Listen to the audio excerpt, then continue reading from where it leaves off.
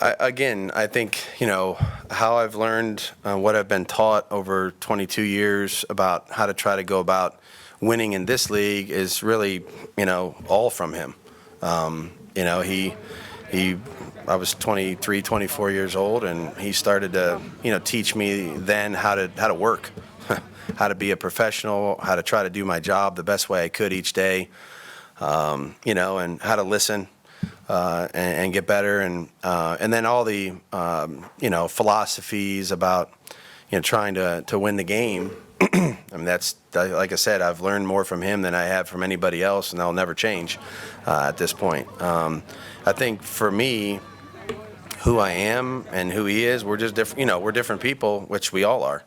I saw my father for 20 some years coach, and I've seen Bill do it, same thing, and I've worked for Nick Saban, and, none of us are the same person. I think I just feel more at peace with who I am in terms of I don't know how to do it any other way other than be myself each day, come in, have good relationships with everybody in the building, try to build the culture the way that I feel comfortable doing it, which, again, some may be the same as I've learned from somebody else, and some may be different because it just doesn't fit me the same way. But how to win, how to run practice, some of those philosophies, I mean, those are tried and true. And so I try to stick with those as much as I can and be myself along the way.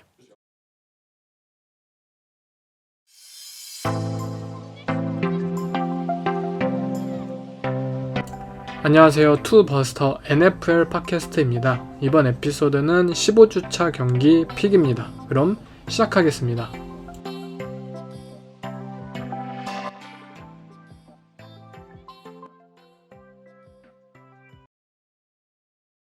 I kind of look at it like this. Do the Buffalo Bills players vacation in Buffalo? I mean, people, so yeah, you get used to it, but you don't, it's a mindset as well. 이번 주 최고의 매치업이죠. 디비전 라이벌인 워싱턴 커맨더스와 뉴욕 자이언츠와의 맞대결, 이 썬데이 나잇 풋볼에서 펼쳐지게 되는데요. 두 팀은 모두 7승 5패 1무를 기록한 상황입니다.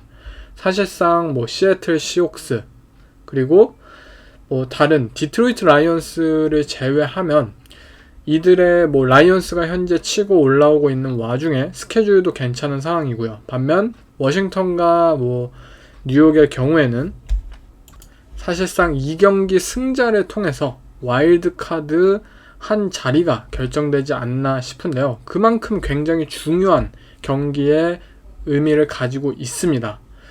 이 두 팀은, 이 디비전 라이벌은 이미 2주 전에 한 차례 경기를 했었고 결과는 무승부가 났어요. 연장전까지 돌입을 했지만 20대 20으로 무승부가 났었고 두 팀의 이 승자가 결정되지 않았었는데 이 두 번째 매치업에서 과연 이들은 어떠한 경기를 펼쳐줄까 한번 예상을 해보겠습니다. 일단 2주 전에 이 두 팀이 마주쳤을 때 이 두 팀은 굉장히 비슷한 색깔을 가진 팀이에요. 워싱턴 커맨더스, 뉴욕 자이언츠, 사실 우리가 일반적으로 생각하는 강팀의 색깔을 가지고 있는 팀은 아닙니다. 하지만 그래도 어느 한 곳에 있어서 특별한 강점을 가지고 있는 팀들이고 그것을 토대로 승리를 추구할 줄 아는 팀들이에요. 결국 워싱턴 커맨더스 그리고 뉴욕 자이언츠 이 두 팀이 가지고 있는 강점은 이 경기에 있어서 그 2주 전에 있어서도 굉장히 큰 작용을 했는데 일단 두 팀 모두 비슷한 색깔, 즉 런더볼을 추구한다는 오펜스의 비슷한 색깔 그리고 디펜스에 있어서는 이 디펜시브 라인의 강점을 토대로 상대를 압박하고 싶어하는 그러한 팀 컬러를 가지고 있다는 점에서 공통점을 가지고 있어요. 두 팀이 마주쳤을 때 이 2주 전에 두 팀이 서로를 향해서 했던 오펜스의 전략은 동일했어요. 만약 워싱턴 커맨더스가 투 하이 커버리지를 펼치면, 존 커버리지를 펼치면 뉴욕 자이언츠는 계속해서 런더볼을 선택을 했어요. 너네 박스 비우네? 우리 세쿠안 바클리를 통해서 러싱을 선택할 거야. 그리고 워싱턴 커맨더스도 똑같았어요. 뉴욕 자이언츠가 본인들의 그러한 색깔이 맨 커버리지가 아닌 투 하이 커버리지, 존 커버리지로 보이는 그런 프리스냅 전의 모습을 취하면 워싱턴 커맨더스도 브라이언 로빈슨에게 계속해서 공을 주었고 런더볼을 추구하는 모습을 양 팀 모두 선보였어요. 그리고 이 두 팀은 결국 뭐 뉴욕 자이언츠의 경우에는 덱스터 로렌스라는 이 리그 최고의 디펜시브 태클로 현재 성장한 선수가 어마어마한 영향력을 펼침으로써 상대 쿼터백의 패싱 스냅에 있어서 좀 제한을 걸어두고 또 상대 쿼터백을 계속해서 압박해내는 모습을 선보였어요. 이는 워싱턴 커맨더스도 마찬가지였어요. 워싱턴은 이미 뭐 조나단 알렌이나 데론 페인이나 뭐 몬테즈 스웨시나 이미 리그 최고의 이런 막강한 디펜시브 라인을 가지고 있는 팀으로서 데니얼 존스의 그런 패싱 드랍백을 계속해서 압박해내는, 그래서 결국 양팀 오펜스에게 있어서 모두 그리고 쿼터백의 능력을 그런 제한해내는 그런 모습을 보여주었습니다. 결국 두 팀의 오펜스 중 어떤 팀이 뭐 더 뛰어나냐라는 대답의 물음에 있어서는 사실 저는 완벽한 대답을, 확실한 대답을 하기에는 힘들다고 생각이 들어요. 워싱턴 커맨더스의 경우에는 좀 더 패싱 게임에 있어서 강점을 가졌고 뭐 테일러 하이니키의 썰드다운 갱신 능력이라든지 하이니키만이 가진 그런 터프함, 클러치 상황에서 4쿼터에서 테일러 하이니키는 좀 더 불타오르는 선수이고 또 워싱턴 커맨더스가 가진 리시버들 뭐 테리 맥클러린을 비롯해서 커티스 사무엘이나 또는 루키인 자한 다슨의 그런 레드존에서의 활약 등 패싱 게임에서 무언가를 만들어갈 수 있는 확률은 워싱턴 커맨더스가 좀 더 높습니다. 하지만 반면 런 게임에서의 무언가를 보여줄 수 있는 팀은 저는 뉴욕 자이언츠라고 생각이 들어요. 뉴욕 자이언츠가 2주 전 이들의 대결에서 1쿼터에 계속해서 지속적으로 이들이 보였던 것은 바로 두 명의 타이트 엔드 셋, 본인들의 베이스 패키지죠. 이 12 퍼스널을 통해서 상대 워싱턴 커맨더스의 디펜스를 맨 커버리지로 강요한 것이에요. 흔히 이 헤비 퍼스널, 즉 런게임 오펜스를 펼치게 되면 디펜스 입장에서는 당연히 박스를 채우기 위해서 리시버들에게 있어서 그리고 본인들의 커버리지에 있어서 맨 커버리지를 선택할 수밖에 없어요. 왜냐하면 존 커버리지 하면 당연히 상대 오펜스는 그냥 런더볼을 하면 끝이니까. 결국 뉴욕 자이언츠의 오펜스는 계속 야 워싱턴 커맨더스 너네 이 포맨 러쉬 너네가 잘하는 그런 거 하지 말고 맨 커버리지 해. 그렇게 상대의 포메이션을 억제를 하고 상대의 커버리지를 강요를 하고 뉴욕 자이언츠가 의도한 것은 바로 이 데니얼 존스의 러싱 능력이었어요. 모든 리시버 그리고 박스가 채워지게 되자 데니얼 존스라는 쿼터백을 마킹해야 하는 이 수비수가 없어지게 된 거예요. 뭐 존 커버리지에서는 본인들의 존을 뭐 달려오는 쿼터백을 쫓아야 하는 그러한 수비수가 있겠지만 이 맨 커버리지 상의 모든 1대1 상황을 커버하게 되는 상황 속에서는 결국 만약 쿼터백을 스파이하는 것이 아니라면 결국 쿼터백을 막아낼 선수가 없는 거예요. 이러한 상황을 뉴욕 자이언츠는 계속해서 연출을 했었고, 즉 데니얼 존스가 뭐 2주 전에 이날 뭐 70야드 정도 뭐 러싱 야드를 기록을 했는데 이 데니얼 존스만이 가진 이러한 러싱 능력을 비롯해서 그리고 뭐 존 리드나 이러한 리드 플레이들을 통해서 워싱턴 커맨더스의 디펜스를 이 디펜시브 라인을 무력화하는 데 집중을 할 것이라 이번 경기도 그런 생각이 들어요. 또한 이 뉴욕 자이언츠가 계속해서 뭐 데리우스 슬레이튼이라든지 이 리시버들에게 있어서 계속해서 딥볼을 시도하는 장면을 여러분들도 목격을 하셨을 거예요. 그 이유는 굉장히 간단해요. 오케이, 뭐 우리가 12 퍼스널을 펼쳤어. 그리고 두 명의 리시버가 양 아웃사이드로 이렇게 와이드하게 펼쳐졌을 때 뉴욕 자이언츠는 계속해서 딥볼을 시도함으로써 상대 디펜스에게 있어서 너네 우리의 뭐 런더볼을 막기 위해서 너무 가깝게 붙지 마. 우리 뭐 딥볼을 던져낼 수도 있어. 좀 더 후방에 포진하고 좀 더 물러서 있어. 라는 위협을 계속해서 주는 거예요. 물론 이 패스들이 실제로 메이킹 될지 안 될지는 다른 이야기지만 뉴욕 자이언츠라는 팀의 오펜스는 결국 상대 디펜스에게 있어서 본인들의 러싱 오펜스에 관한 그러한 견제와 위협을 물러나게 만들고 그 부분에 있어서 본인들의 어드밴티지를 가져가기 위해서 끊임없이 노력을 하는 팀이에요. 이러한 점이 올 시즌 뭐 다양한 포메이션 그리고 다양한 뭐 퍼스널들을 통해서 뉴욕 자이언츠는 분명 성공을 했었던 부분이고요. 결국 양 팀의 오펜스 모두 결국 자이언츠의 경우에는 뭐 데니얼 존스를 활용한 본인들의 러싱 오펜스가 좀 더 워싱턴의 디펜스를 무력화시키는데, 그리고 워싱턴 커맨더스의 입장에선 본인들의 쿼터백인 테일러 하이니키라는 쿼터백을 이 오펜시브 라인이 잘 지켜주면서 본인들의 리시버를 통한 자이언츠의 코너백, 뭐 어도리 잭슨이 이번 경기 아웃이 되기도 하였고, 이 자이언츠는 어쨌든 리그에서 가장 많은 맨 커버리지와 블리츠를 사용하는 팀이에요. 이 팀을 상대로 분명 워싱턴 커맨더스의 재능 있는 리시버들은 많은 기회가 열릴 것이라고 생각이 들어요. 즉 만약 시간만 있다면 자이언츠의 이 후방을 공략하는 것은 굉장히 어려운 일이 아닐 것이라고 생각이 들어요. 단지 그 시간을 버는 것이 굉장히 힘들기 때문에 결국 워싱턴 입장에선 몇몇의 분명히 좋은 기회가 나오는 상황 속에서 어떻게 패싱 게임을 연결시키느냐, 자이언츠의 경우엔 어떻게 러싱 게임을 통해서 본인들의 게임 컨트롤링, 본인들 게임을 매니지먼트 하면서 주도권을 얼마나 가져올 수 있느냐가 이 경기의 가장 중요한 요소라고 생각이 듭니다. 어쨌든 양 팀 모두 굉장히 뛰어난 디펜시브 라인을 현재 가진 팀으로서 디펜스가 할 일은 결국 똑같아요. 상대 쿼터백을 계속해서 쓰러뜨리고 또 런더볼을 틀어막는 것, 그거밖에 없어요. 지금 라인은 어쨌든 워싱턴 커맨더스의 홈이고, 그리고 워싱턴 커맨더스의 오펜스가 좀 더 다양한 그러한 가능성을 가지고 있다는 평가를 받고 있기 때문에 자이언츠 플러스 4.5, 워싱턴 마이너스 4.5, 워싱턴 커맨더스가 굉장한 우위를 가지고 있는 평가를 받고 있습니다. 하지만 저는 어쨌든 저저번 주 경기가 이들의 맞대결에서 무승부가 나왔고, 이 두 팀 간의 경기는 정말 결과를 예상할 수가 없는 것 같아요. 사실 커맨더스라는 팀에게 그래도 단 1점이라도의 그런 이점이 있을 것 같긴 한데, 어쨌든 4.5라는 라인은 굉장히 크지 않나 싶고, 만약 이 경기가 뭐 워싱턴의 승리로 끝난다고 하더라도 뭐 그 정도는 필드골 하나의 차이로 경기가 끝나지 않을까 싶어요. 저는 뉴욕 자이언츠의 플러스 4.5 커버 승리를 선택하겠습니다. 다음은 인디애나 콜츠와 미네소타 바이킹스와의 대결입니다. 바이킹스가 홈에서 이 마이너스 4의 라인을 가지고 있는데요.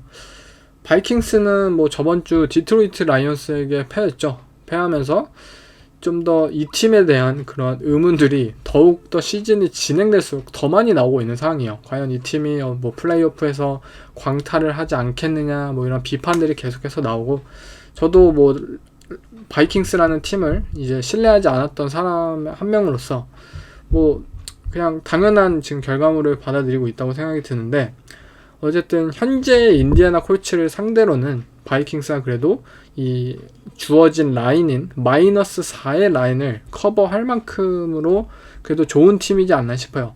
바이킹스는 분명 나쁜 팀이 아니에요. 여러분들 10승을 거둔 팀이 어떻게 나쁜 팀이겠어요. 단지 훌륭한 팀은 아닌 거죠. 그냥 좋은 팀인 거죠.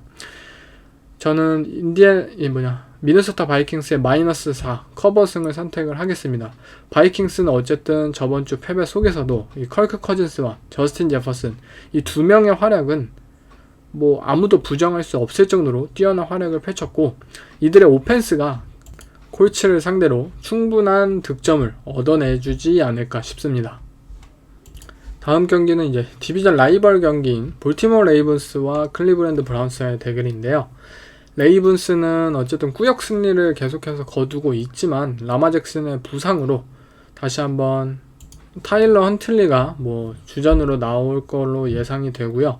반면 클리브랜드 브라운스는 뭐 드셔놨으니 이제 클리브랜드 브라운스의 이제 세 번째 경기에 나서게 되는데요. 사실 지금 클리브랜드 브라운스가 홈이기도 하고 마이너스 2.5의 현재 탑독인 상황이에요. 탑독인 상황이지만 현재 드셔나슨이라는 쿼터백의 그런 퍼포먼스를 보면 승리를 장담할 수 없는 상황입니다. 비록 타일러 헌틀리가 상대라고 해도 말이죠. 레이븐스는 어쨌든 쿼터백인 타일러 헌틀리가 나오든 뭐 라마 잭슨이 나오든 또 다른 뭐 백업의 백업 쿼터백이 나오든 본인들만의 오펜스 시스템을 가지고 있는 팀이에요. 그리고 이 오펜스 시스템을 위해서 주전 쿼터백 그리고 백업 쿼터백이 비슷한 툴을 가지고 있는 쿼터백들로 쿼터백 뎁스가 갖춰져 있는 팀이에요. 즉 라마 잭슨이 나오든 타일러 헌터리가 나오든 이들은 본인들의 그런 오펜스 컬러를 상관없이 지속적으로 보여줄 수 있는 팀이에요. 그렇기 때문에 최근 뭐 좋은 승리를 어쨌든 꾸역꾸역 잘 이겨내기도 했고요. 반면 클리브랜드 브라운스는 저는 저번 이제 리액션 에피소드에서 드션 왓슨이 전반전까지는 정말 형편없는 모습을 또 한번 보여주었지만 후반전부터는 그래도 이 선수가 본인만의 리듬을 되찾는 모습을 보여주었다고 평가를 했습니다. 아마 3주차 경기에는 그래도 저번 경기 후반전에 보여주었던 부분을 좀 더 확장해서 좀 더 성장해서 제대로 된 그런 패싱 능력을 이번 경기 보여주지 않을까 싶어요.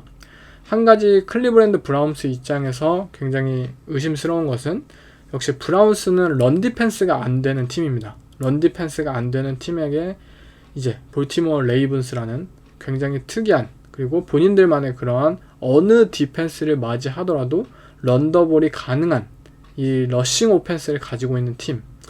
결국 백업 쿼터백이 나오든 저는 레이븐스에게도 어쨌든 충분한 이점이 있다고 생각이 들어요. 만약 이 경기는 드션 왓슨이라는 쿼터백이 또 한 번 실망스러운 모습을 보인다면 결국 필드골 하나의 차이로 경기가 끝날 겁니다. 그렇다면 볼티모어 레이븐스의 플러스 2.5 커버승을 선택하는 것이 맞겠죠. 그런데 만약 드션 왓슨의 퍼포먼스가 이제 정말 돈값을 할 정도로 뭐 그 정도가 안 되더라도 어쨌든 평균 이상의 그런 퍼포먼스를 펼칠 수만 있다면 저는 클리브랜드 브라운스의 마이너스 2.5 커버승을 선택하는 것이 맞다고 생각이 들고요. 저는 여기서는 한번 도박을 걸어봅니다. 분명 2주차 이제 후반전에서 드션 왓슨은 무언가 좀 좋은 모습을 선보였고 그 부분이 이제 세 번째 경기에서는 좀 더 폭발해내지 않을까. 저는 클리브랜드 브라운스의 마이너스 2.5 커버승을 선택하겠습니다. 다음은 이제 필라델피아 이글스와 시카고 베어스와의 대결인데요. 이글스 원정 이 팀은 현재 마이너스 9의 현재 라인을 가지고 있는 상황입니다. 베어스는 이제 바이윅을 가지고 돌아옴으로써 그래도 여유가 있는 상황인데요. 두 팀은 사실 이글스가 저번 주 자이언츠 원정을 상대로 너무나도 좋은 경기력을 펼쳤어요.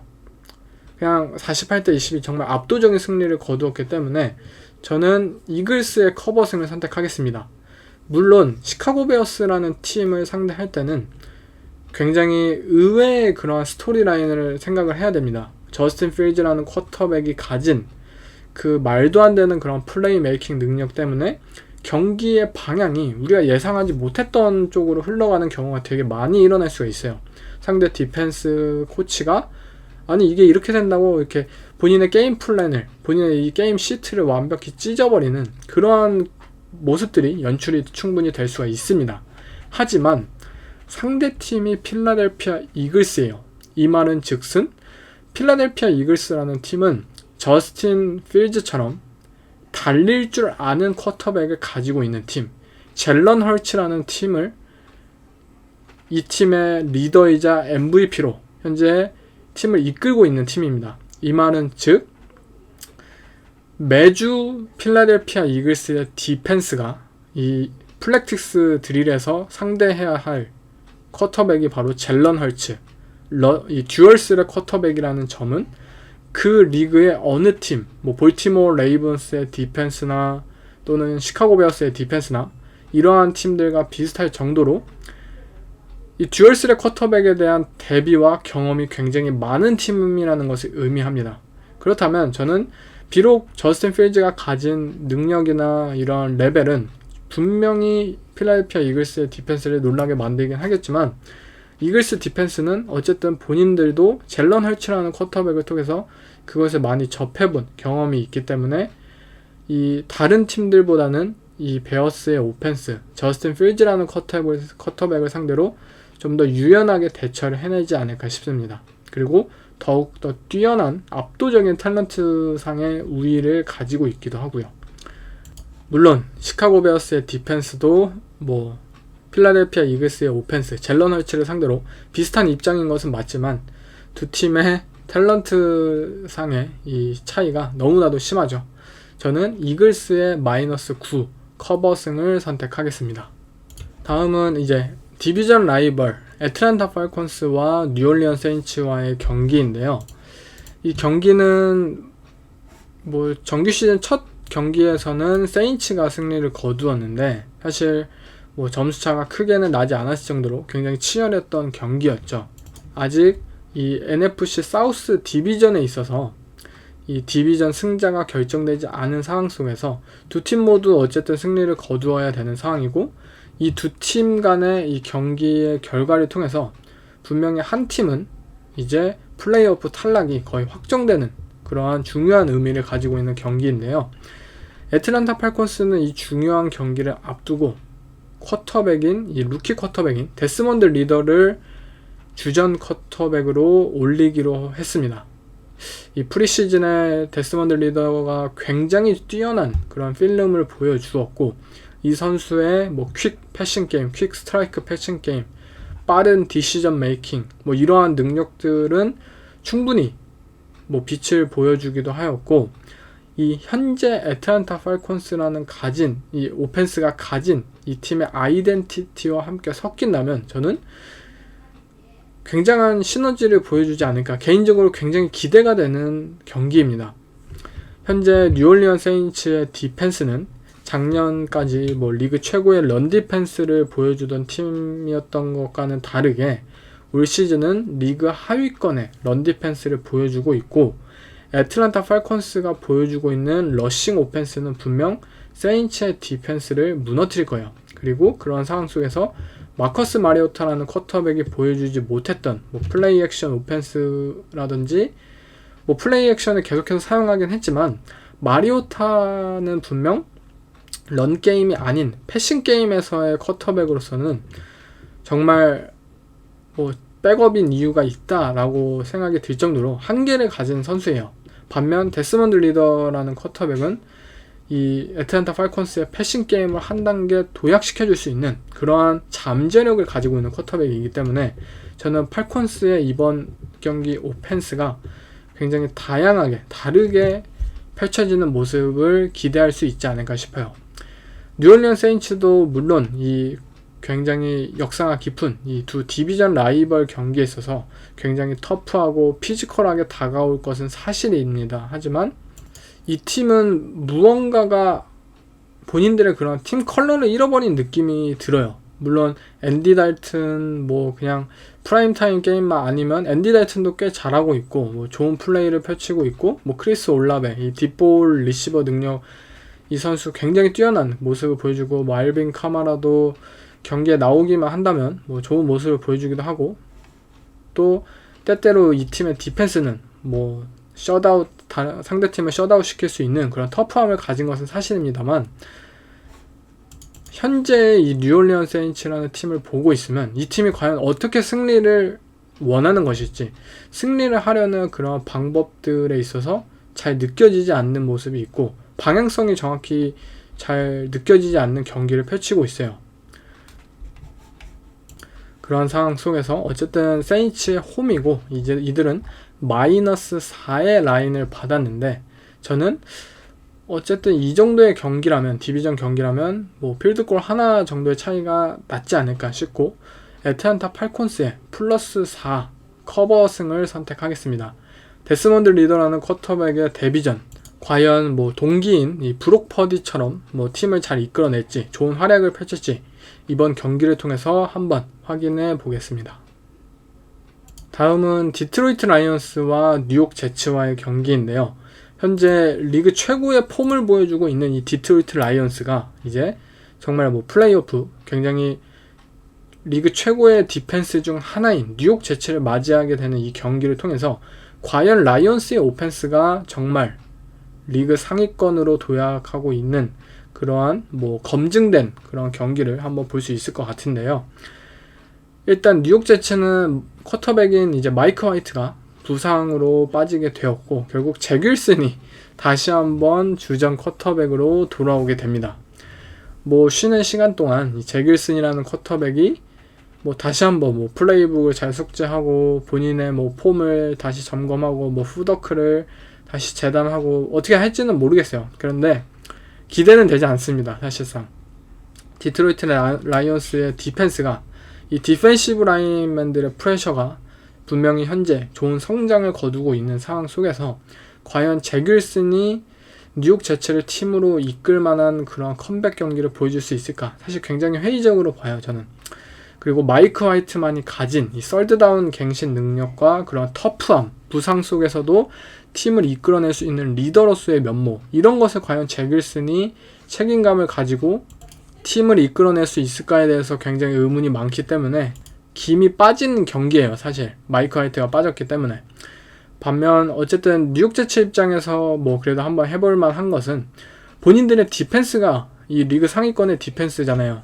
쿼터백인 제러드 거프라는 쿼터백은 결국 이 클린 포켓이 아닌 이 프레셔가 다가오면은 항상 쥐약이었던 모습을 정말 커리어 내내 보여주었던 선수이기 때문에 뉴욕 제츠의 디펜스가 과연 이 디펜시브 라인의 프레셔가 과연 제러드 거프를 얼마나 압박을 할 수 있을지, 그들의 오펜스의 템포와 리듬을 얼마나 끊어낼 수 있을지, 그리고 그걸 통해서 어떤 기회를 만들어낼 수 있을지가 이번 경기 굉장히 관건이라고 생각이 듭니다. 하지만 뉴욕 제츠에게 굉장히 청천벽력인 소식이죠. 뉴욕 제츠 디펜스의 현재 뭐 소스 가드너를 비롯해서 디펜스 최고의 핵심 플레이어인 이 퀸앤 윌리엄스, 이 디펜시브 태클이 부상이에요. 부상으로 이 연습에 참가를 하지 못했다는 소식이고 퀘스천어블이 뛰긴 했지만 현재 출전이 굉장히 불분명한 상태입니다. 출전을 하더라도 어쨌든 부상을 확실하게 안고 가고 있는 것 때문에 제대로 된 활약을 보여주지 못할 가능성이 굉장히 높아요. 거기에 뭐 리시버인 코리 데이비스도 아웃이고 본인들의 그러한 시즌 중 가장 중요한 경기에서 부상자가 많다는 사실은 뭐 라이온스 입장에서는 굉장히 긍정적인 소식이고 뭐 뉴욕 제츠 입장에서는 굉장히 아쉬운 소식입니다. 저는 경기는 결국 뭐 공수 핵심인 마이크 화이트와 퀸앤 윌리엄스가 부상을 겪고 있기 때문에 라이온스의 승리를 선택하겠습니다. 이 두 팀의 경기는 뭐 마이크 화이트가 쿼터백일 때는 라인이 아예 0대 0이었어요. 완전 두 팀은 완전 비슷한 취급을 받았는데 이제 마이크 화이트가 부상으로 빠지고 뭐 -1, -2까지 현재 라이온스가 올라간 상황입니다. 저는 어쨌든 디트로이트 라이온스의 승리를 선택하겠습니다. 다음 경기는 이번 주에 또 한 번의 최고의 매치업이죠. 디비전 라이벌인 마이애미 돌핀스와 버팔로 빌스와의 경기입니다. 이 경기는 현재 빌스가 -7.5의 라인을 가졌을 정도로 사실 정규 시즌 첫 번째 맞대결에서 돌핀스가 승리를 했음에도 불구하고 현재 돌핀스의 최근 두 경기의 부진 때문에 빌스가 굉장히 높은 현재 라인을 받게 되었는데요. 먼저 그렇다면 과연 돌핀스가 현재 경험하고 있는 이들의 오펜스의 부진이 과연 어떠한 유형인지를 먼저 알아보겠습니다. 사실 뭐 리액션 에피소드에서 언급을 했지만 LA 차저스 그리고 2주 전인 이 샌프란시스코 나이너스의 디펜스를 상대했을 때 마이애미 돌핀스의 오펜스는 분명히 굉장한 고전을 경험했습니다. 투아는 굉장히 못했어요, 한마디로. 그리고 이 두 팀의 디펜스의 접근법은 완벽하게 달랐습니다. 일단 차저스의 디펜스의 경우에는 뭐 저번 에피소드에 언급을 했었지만 굉장히 과감하게 차저스라는 팀은 현재 이 세컨더리진의 부상자가 많은 상황임에도 불구하고 맨 커버리지 전략을 들고 왔어요. 리시버들을 이 DB들이 굉장히 프레스하고 재밍을 하면서 리시버들의 라우트 릴리즈와 타이밍을 늦추면서 이 투아와 이들의 리시버들로 대표되는 이 퀵 스트라이크 패싱 게임을 계속해서 타이밍을 어긋나게 하면서 억제시키는데 집중을 하였고, 뭐 나머지 한 명의 이제 수비수로는 뭐 투아에게 직접적인 블리츠나 이 프레셔를 통해서 또 한 번 돌핀스의 오펜시브 라인을 무너뜨리는데 기여를 하면서 완벽히 이 전략적인 방법으로 승리를 하는데 성공을 했습니다. 반면 샌프란시스코 나이너스의 디펜스의 전략은 사실 없었어요. 나이너스는 단지 본인들의 강점인 이 포맨 러쉬를 바탕으로 존 커버리지를 선택을 하였고, 이들은 어쨌든 돌핀스의 오펜스에 있어서 가장 무서운 것은 타이릭 힐 그리고 젤런 와들로 대표되는 딥 패싱 게임이에요.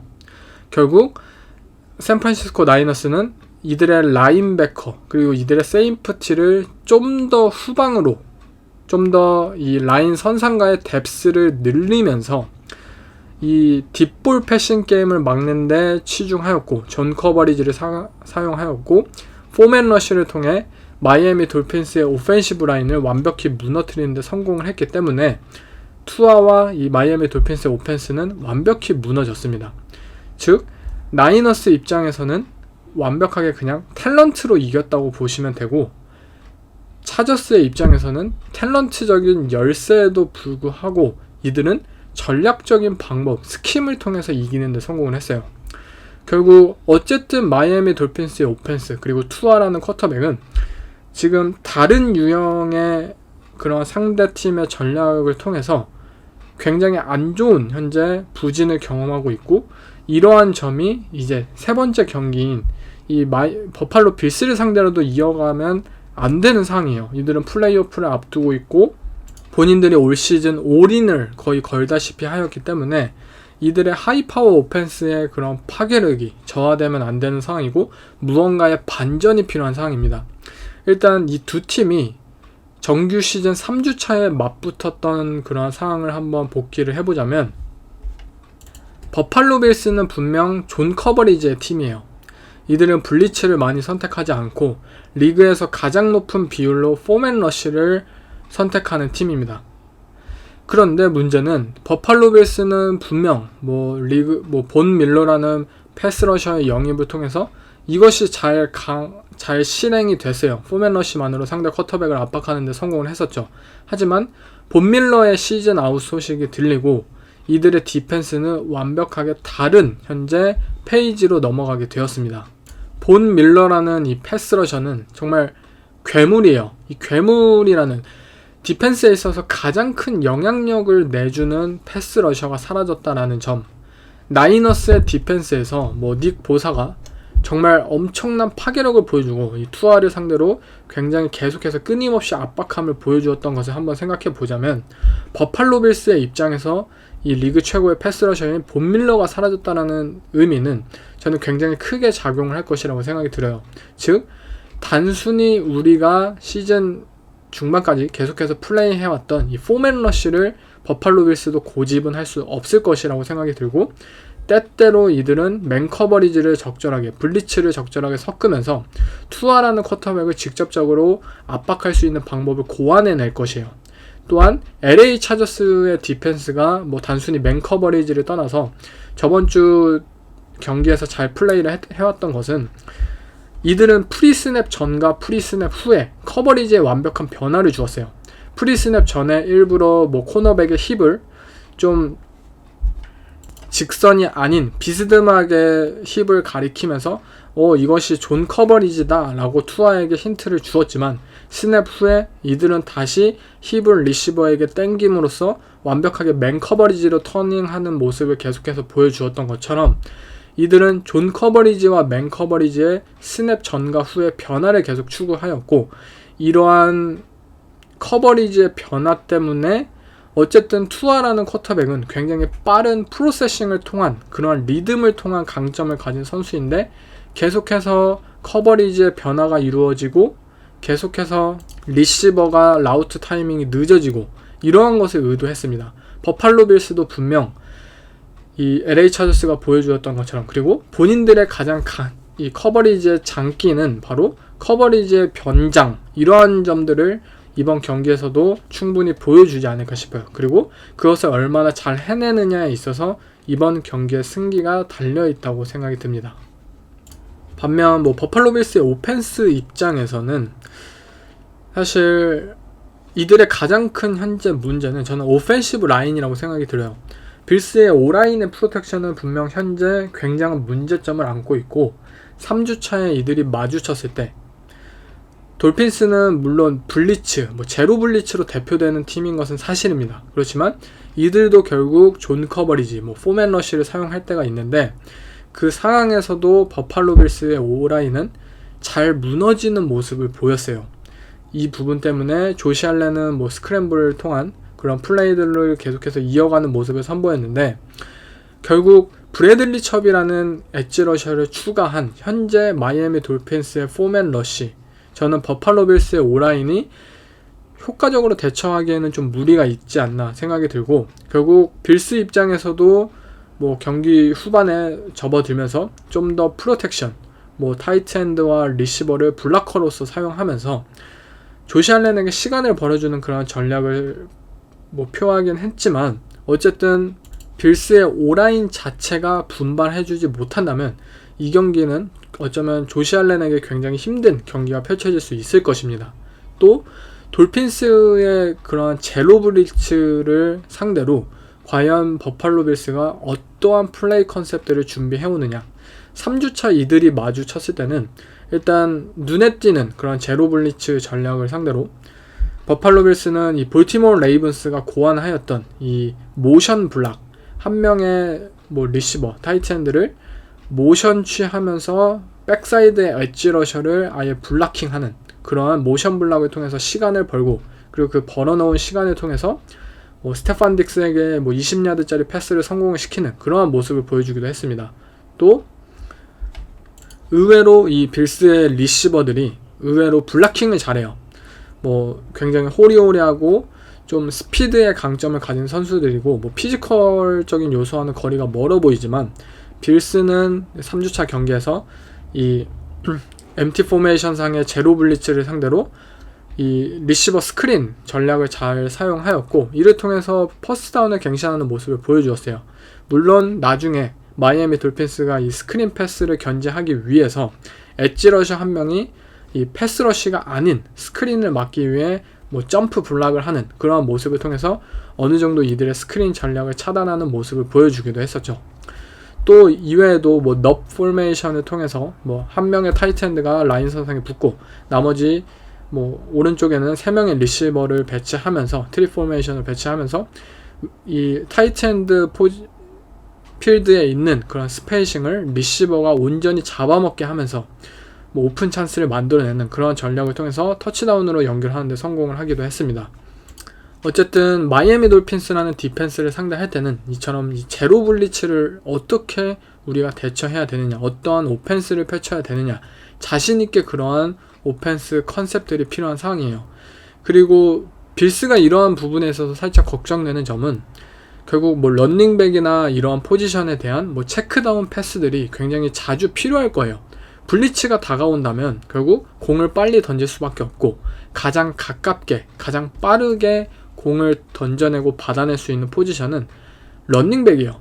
그런데 빌스의 런닝백들의 그러한 드랍, 이 패스 캐칭에 있어서의 드랍 능력 등 이러한 것들이 분명히 걱정이 되는 것이 사실이고 샌프란시스코 나이너스가 크리스찬 맥카프리나 LA 차저스는 어스틴 에클러나 좋은 패스 캐칭 런닝백을 가졌던 것과는 다르게 빌스는 어쨌든 부족한 이 리시빙 능력에서는 좀 부족한 런닝백 뎁스진을 구축하고 있기 때문에 이러한 부분이 마이애미 돌핀스의 제로 블리츠를 상대로 조금 걱정이 되는 부분이지 않나 싶어요. 일단 라인 자체는 저는 마이너스 7.5, 돌핀스가 플러스 7.5인데 저는 돌핀스의 플러스 7.5 커버승을 선택하겠습니다. 일단 버팔로 빌스의 본 밀러의 시즌 아웃, 그리고 이번 경기 조던 필립스조차 부상으로, 어깨 부상으로 현재 아웃이 된 상황이에요. 빌스는 분명 본인들의 디펜시브 라인에 대한 이 강함이 분명 균열이 가기 시작했고 이 부분은 굉장히 크게 다가올 것이에요. 그리고 만약 투아라는 쿼터백에게 충분히 패스러시를 주지 못하면 투아는 다시 리듬을 찾고 본인만의 그런 빠른 템포를 통해서 타이릭 힐, 젤런 와더 이 리시버들을 공략해낼 수 있지 않을까 생각이 듭니다. 저는 이 경기 마이애미 돌핀스의 커버승을 선택하겠습니다. 다음은 피츠버그 스틸러스와 캐롤라이나 팬터스와의 경기인데요. 팬터스가 현재 홈 마이너스 2.5의 현재 라인을 가지고 있습니다. 스틸러스는 케니 피켓이 아직 부상자 명단에 있고 출전을 할지 안 할지 모르는 상황입니다. 저는 캐롤라이나의 커버승을 선택하겠습니다. 일단 피츠버그 스틸러스라는 팀이 현재 이 쿼터백 문제가 해결되지 못하고 있는 상황이고, 캐롤라이나 팬터스의 최근 경기력은 분명히 좋아요. 분명히 좀 달라진 본인들만의 그런 아이덴티티를 찾고 있다는 모습이 그런 생각이 들고 있고, 저는 캐롤라이나 팬터스의 마이너스 2.5 커버승을 선택하겠습니다. 다음은 애리조나 카디널스와 덴버 브론코스와의 경기입니다. 브론코스가 홈이고 현재 마이너스 3의 라인을 가지고 있는데요. 브론코스는 쿼터백인 러셀 윌슨이 현재 아웃이 된 상황이고, 아마 브랜리 핀이 지금 주전으로 나설 것으로 예상이 되는데, 이는 카디널스도 마찬가지예요.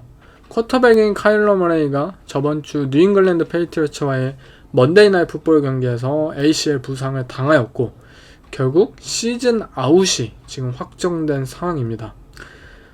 사실 애리조나 카디널스의 올 시즌은 정말 전형적인 재앙으로 가고 있는 팀의 길을 보여주고 있지 않나 싶어요. 애리조나 카디널스라는 팀은 분명 성장을 경험하고 있는 팀이었습니다.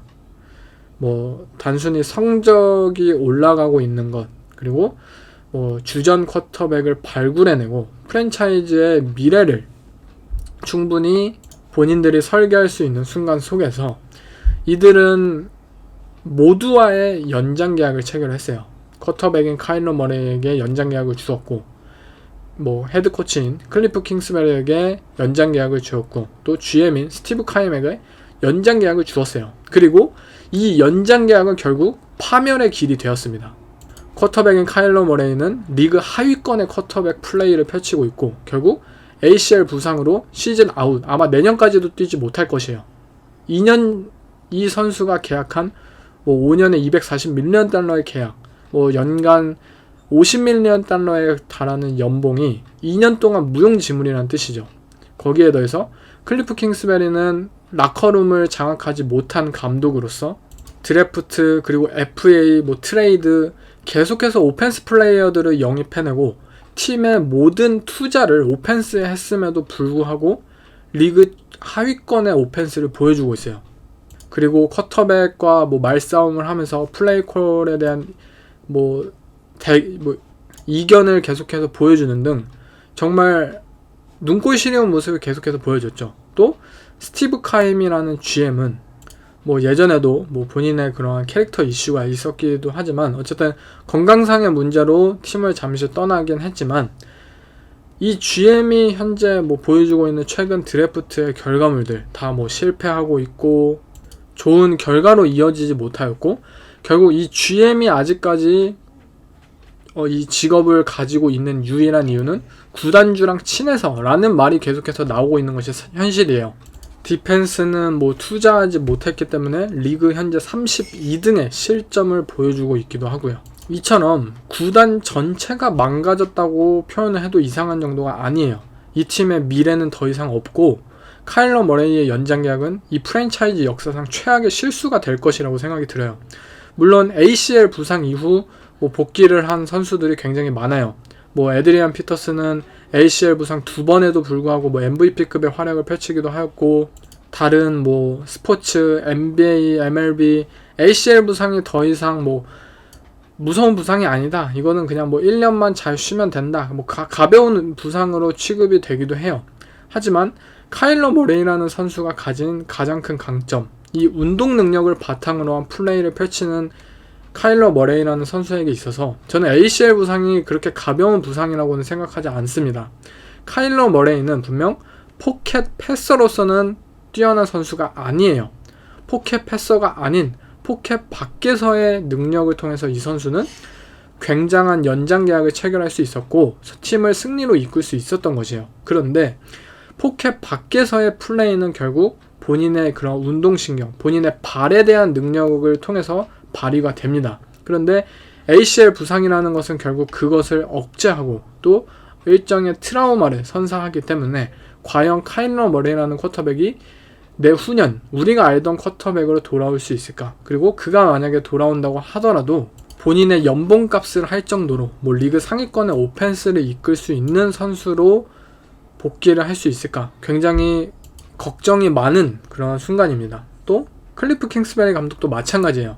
카일러 머레이라는 쿼터백 없이 이 2년을 과연 어떻게 버틸 것인가?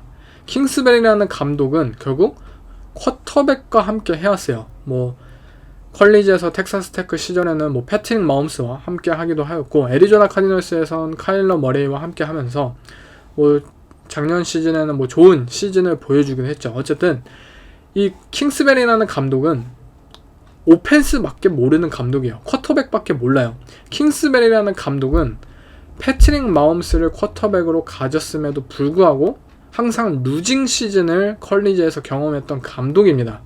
이 말은 즉슨 그는 쿼터백에 대한 뭐 플레이 콜링을 짜고 쿼터백을 어느 정도 발전시키고 이러한 부분에 있어서는 분명히 능력을 가진 굉장히 좋은 눈을 가지고 있는 코치인 것은 사실입니다만 전체적인 팀 승리를 할 줄은 모르는 감독이에요.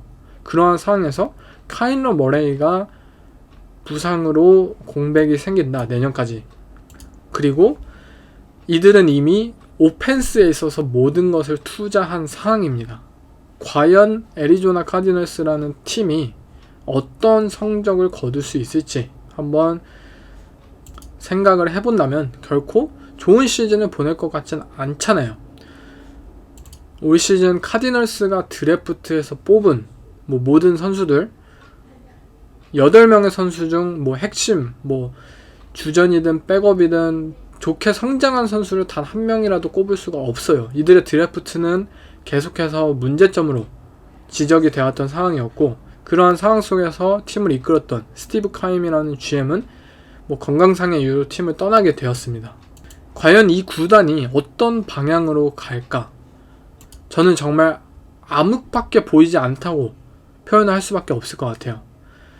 쿼터백, 헤드코치, GM 이 3명이 모두 연장 계약을 함께 맺은 순간 이 팀의 미래는 끝이 났다라고 표현을 하고 싶었을 정도입니다.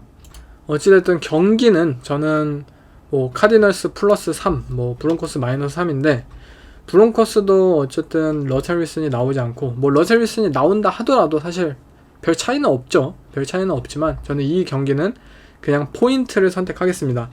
애리조나 카디널스의 플러스 3 커버승을 선택하겠습니다. 다음은 이제 캔자스시티 칩스와 휴스턴 텍산스와의 대결인데요. 칩스가 마이너스 14의 현재 라인을 가지고 있는데 저는 텍산스의 플러스 14를 선택하겠습니다. 텍산스가 물론 칩스가 훨씬 더 좋은 팀이고 패트릭 마홈스는 아직도 MVP 뭐 1등이든 2등이든 그러한 시즌을 보여주고 있다고 생각이 들지만 그래도 14라는 라인은 현재 칩스가 보여주지 못하고 있는 그런 완벽함을 생각을 한다면 텍산스가 14 정도를 충분히 커버를 해낼 수도 있지 않을까 싶습니다. 저는 텍산스의 플러스 14 커버승을 선택하겠습니다. 다음은 댈러스 카우보이스와 잭슨빌 제규어스와의 대결입니다. 카우보이스 원정이지만 마이너스 4.5로 현재 탑독인 상황인데요. 잭슨빌 제규어스 그리고 트레버 로렌스는 계속해서 가능성을 보여주고 있어요. 정말 트레버 로렌스가 잘할 때는 너무나도 잘하는 그런 모습을 보여주지만 또 바로 다음 경기에 뭐 부진을 경험하는 그러한 굉장히 기복 있는 모습을 이번 시즌 보여주고 있고 반면 댈러스 카우보이스는 어쨌든 이들의 막강한 디펜스와 런 게임은 기복 없이 꾸준함을 보여주고 있어요. 반면 뭐 닥 프레스캇의 그런 턴오버 능력은 어쨌든 좀 고쳐야 할 부분이고요. 저는 댈러스 카우보이스의 마이너스 4.5 커버승을 선택하겠습니다. 카우보이스 디펜스의 이 프레셔는 분명히 잭슨빌의 오펜시브 라인을 무너뜨릴 것이고, 트레버 로렌스가 아무리 현재 폼이 좋고 물이 올라도 뭐 굉장히 빠른 퀵 패싱 게임을 선보인다고 하더라도 댈러스 카우보이스의 디펜스는 만만치 않다고 생각이 들어요. 저는 카우보이스의 커버승을 선택하겠습니다. 다음 뉴잉글랜드 페이트리어츠와 이제 라스베가스 레이더스. 이 빌 벨리책 감독과 이제 후배인 조시 맥다니엘스 감독의 맞대결인데요. 사실 이 스승과 제자, 이 벨리책과 맥다니엘스 감독의 맞대결은 사실 맥다니엘스 감독이 덴버 시절에 감독으로 부임했을 때 한번 펼쳐졌었고, 그땐 또 맥다니엘스 감독이 승리를 했어요. 벨리책을 상대로. 그래서 이번 경기에서도 설마 그러한 모습이 연출되지 않을까 아마 많은 분들이 기대를 할 것 같은데요. 그만큼 뭐 서로를 너무나도 잘 알고 스승과 제자 너무나도 함께한 시간이 오랜 기간이었기 때문에 좀 예측이 힘든 상황이긴 하지만 저는 패치의 커버승을 선택하겠습니다. 마이너스 1로 현재 패치가 페이보릿인 상황인데 저는 패치를 선택하겠습니다. 그 이유는 어쨌든 패치의 디펜스가 현재 굉장히 좋은 선수들이 많이 성장하고 발굴해내고 있는 상황 속에서 레이더스도 분명 뭐 조시 제이콥스를 비롯해서 뭐 디반테 아담스를 비롯해서 정말 폭발력 있는 오펜스를 순간순간 보여줄 수 있는 팀이에요. 그런데 4쿼터 내내 지속적인 모습을 보여주고 있진 않아요. 레이더스는 분명 이 드라이브마다 뭐 쿼터마다의 그런 기복을 보여주고 있고, 그 부분에 있어서 패치가 잘 노려들고, 그리고 패치의 이 디펜시브 라인이 만약 레이더스의 오라인을 충분히 압박해서 이 데리카라는 쿼터백을 잘 압박해낼 수만 있다면 패치 디펜스에게 충분히 많은 기회가 생기지 않을까 싶어요. 저는 패치의 승리를 선택하겠습니다. 다음은 이제 또 하나의 빅매치죠. 테네시 타이탄스와 LA 차저스와의 대결인데요. 타이탄스는 또 한 번 너무나도 부상자가 많아요. 뭐 리시버인 트레일러 버크스도 아웃이고, 뭐 크리스찬 펄튼 코너백 이번에도 아웃, 뭐 그리고 뭐 드니커 어트리도 아웃이고, 아마니 후커도 아웃이고, 뭐 데이비드 롱 저번 에피소드에서 언급을 했었죠. 너무나도 부상자가 많고 너무나도 운이 없는 테네시 타이탄스입니다. 분명 마이크 브레이블 감독은 본인만의 그런 게임 플랜을 통해서 뭐 차저스를 압박을 해낼 수 있겠지만, 또 한 드라이브마다의 집중력을 통해서 뭐 터치다운으로 또 연결을 해내는 그런 모습을 보여주겠지만, 지금의 현재 이 부상자들 가득한 이 로스터 상으로는 타이탄스가 뭐 다른 뭐 컨텐더 팀을 자신있게 승리하기에는 조금 거리가 있지 않나 싶어요. 반면 LA 차저스는 어쨌든 뭐 최근 좋은 그런 분위기를 달리고 있어요. 7승 6패, 뭐 저스틴 허버트가 쿼터백인 팀을 감안하면 굉장히 애매한 성적인 것은 사실이지만, 어쨌든 마이애미 돌핀스라는 팀을 저번 주에 자신있게 잡아내는 그런 자신감을 통해서 이번 경기도 타이탄스를 상대로 좋은 플레이들을 펼쳐주지 않을까 싶습니다.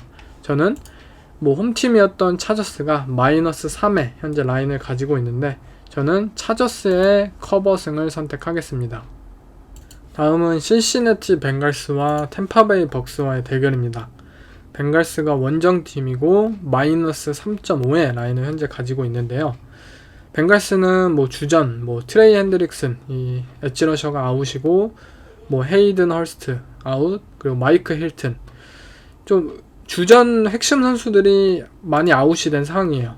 물론 벅스도 계속해서 자말딘, 비타베아 이 디펜스의 핵심 선수들이 아웃인 상황이고요. 저는 벵갈스의 커버승을 선택하겠습니다. 지금의 템파베이의 오펜스는 정말 길을 찾지 못하고 있다고 표현하는 것이 딱 어울릴 정도로 아쉬운 모습을 보이고 있고, 반면 신시내티 벵갈스와 조버로우는 어떠한 상황이든 본인들의 돌파구를 찾아내는 모습을 보여주고 있습니다. 그렇기에 저는 신시내티 벵갈스의 커버승을 선택하겠습니다.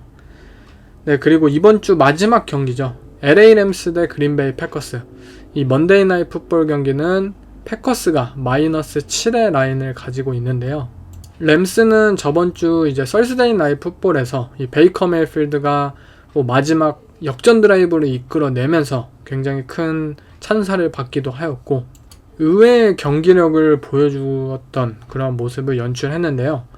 저는 램스의 플러스 7 커버승을 선택하고 싶어요. 일단 램스가 저번 주 TNF 경기를 하고 이제 먼데이 나잇 풋볼 경기까지 굉장히 오랜 시간 휴식을 취했다는 점이 이점이 있고, 램스의 최근 러싱 오펜스가 분명히 시즌 중반보다 나아지고 있음을 생각을 한다면 패커스의 부족한 런 디펜스를 상대로 기회를 만들어낼 수 있지 않을까 싶습니다. 이번 주 프라임타임 경기에서 굉장히 성적이 좋지 않은 그린베이 패커스이기 때문에 저는 램스의 플러스 7 커버승을 선택하겠습니다. 네, 이상 15주차 경기 픽을 다 해봤는데요. 얼마 남지 않은 정규 시즌, 그리고 한 경기 한 경기 플레이오프가 관계되어 있는 결과물들, 여러분들 모두 재밌게 좋은 경기 보셨으면 좋겠습니다.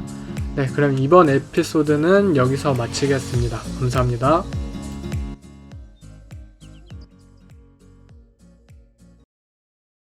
I've been trying to describe to these kids, because it's getting harder and harder every day, you know, to describe how success happens, you know?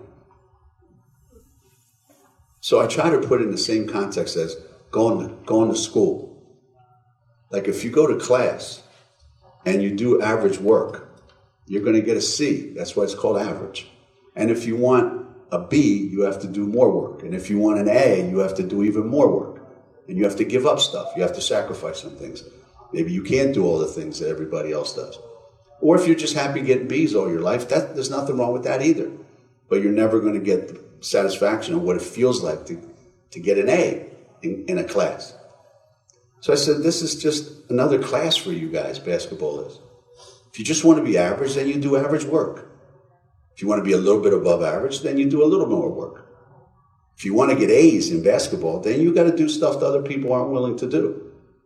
Especially if you have the talent like we do. We have talent.